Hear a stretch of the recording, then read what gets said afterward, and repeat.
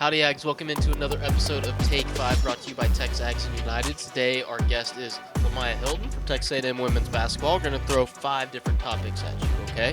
The first one's about your path to Texas A&M because you're a kid from Canada. You've played at Arizona, then Miami, and now here. So what have you learned through all those different stops, and what ultimately brought you to Texas A&M? I've honestly have just learned through all my stops, just like figuring out what your style of play is like, and also figuring out like the people that you want around you every single day. I feel like that's really important. I think it makes the days go by really easy too, because obviously you spend a lot of time with these people.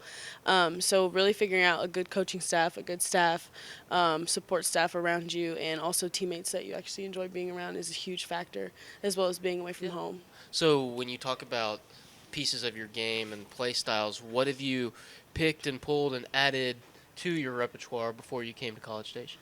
I would say just more of like a defensive style. Okay. Definitely a coaching style that pushes players to be a defensive player as well, and just also like allowing us to play at a fast pace. I feel like a lot of systems kind of sometimes are a lot more strictly plays, and so being in this system like this, you're allowed to play more fast, play in transition, make reads. So being a part of a system like that. And then when you talk about coaching styles and stuff like that, what specifically about Coach Taylor and her, I guess, approach both on and off the floor kind of attracted you here? Yeah, I think she's a very poised coach, probably the most poised coach I've been around, because I've had 4 different coaches in the past 4 years. Definitely the calmest in the storm, for sure, which allows us to be a lot more calm. I feel like especially when things get chaotic or we face adversity, she's definitely the calm in the storm for us. And then off the court, I mean, I've never had a relationship with a head coach like this in my life. That's She awesome. honestly feels like a mother to me, so That's awesome. I feel like that means a lot when you get on the court and you play for her. You want to play hard for her.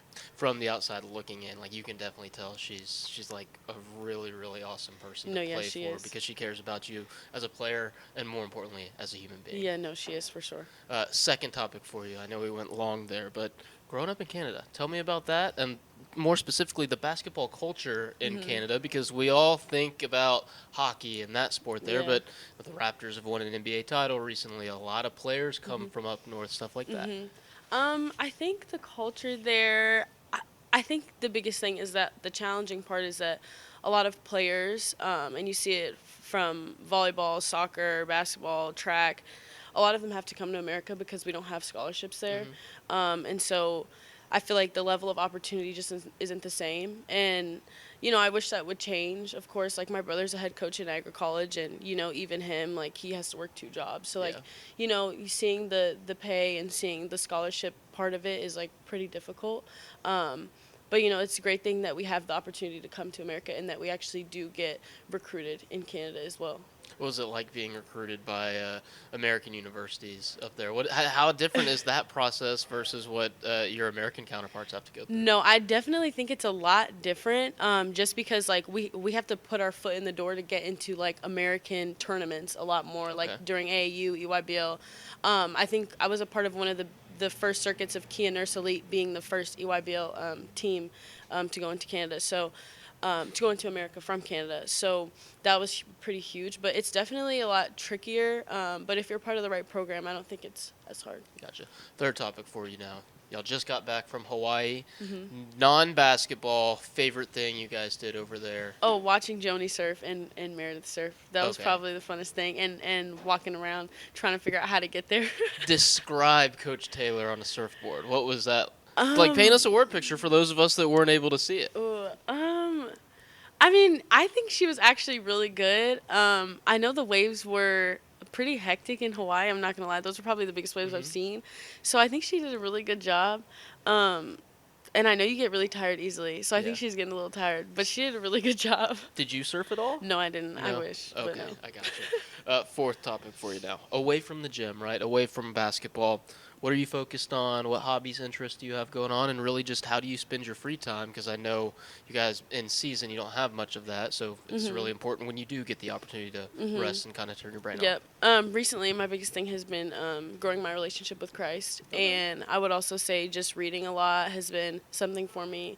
Reading nonfiction and fiction. I wasn't a fiction reader, so now I'm learning how to read fiction. And then I would say I like to color. I love being around my family and my friends, my teammates. I love being around my teammates. Yeah, I'm a social butterfly, so That's anything awesome. that involves other people. That's cool. Yeah. What are you reading right now, and do you have any book recommendations for people Right out now there? I'm reading The Bait of Satan. It's really good. Okay. Any other book recommendations, anything like that? Fiction, Summer Girl, really good. Made me Gotcha. cry. Gotcha. And my last topic for you, we'll let you get out of here, is just all about your favorites, okay? Beginning with your favorite movie. Favorite movie? Stomp the Yard. Favorite TV show.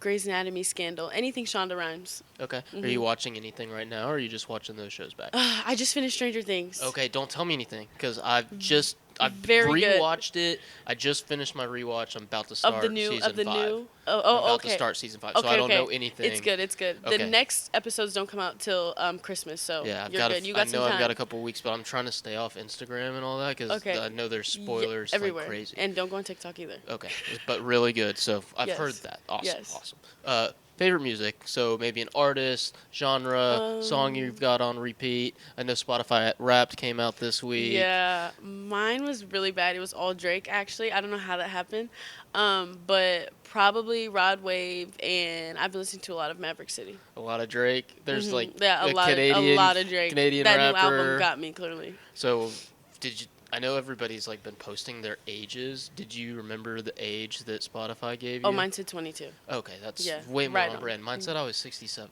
Oh. And I'm not making a joke there. I'm serious. I'm serious. I'm serious. I'll show you the screenshot. Favorite food? Well, since I've been in the South, Yeah. candied yams and mac and cheese combo is my absolute favorite. I probably eat it every single week. So. I'd never heard that was a combo until I did one of these with Casey Concepcion. Really? He was telling me about his recipe and all that. Yep, that'll do it. Do you have a favorite restaurant in town that you've been frequenting? Anything like that? I really like 1860. Yeah, Yes, Italian yes, food. and I really like Debaca as well. I've got to meet the chef and the owners, and they're Okay. really sweet people. I haven't Yep. tried Debaca yet, but I know Very 1860 good steak. awesome. Yes, and their Wagyu appetizers very good as well. Okay. Okay. I need to check it out. Yep. Last one for you. Favorite athlete, favorite basketball player. Ooh, favorite athlete. That's a tough one. I'm gonna have to go Kobe. Okay. Yeah, I'm gonna go Kobe. He's so good. Yeah, So good. so good. And the mentality part, just Right. I mean, and the legacy to it, Right, just it all 100%. lives on. Perfect. Lemyah, thanks so much for taking Thank the time you. with us. It was so much fun. Yes. And thanks to you guys for tuning into this episode of Take 5.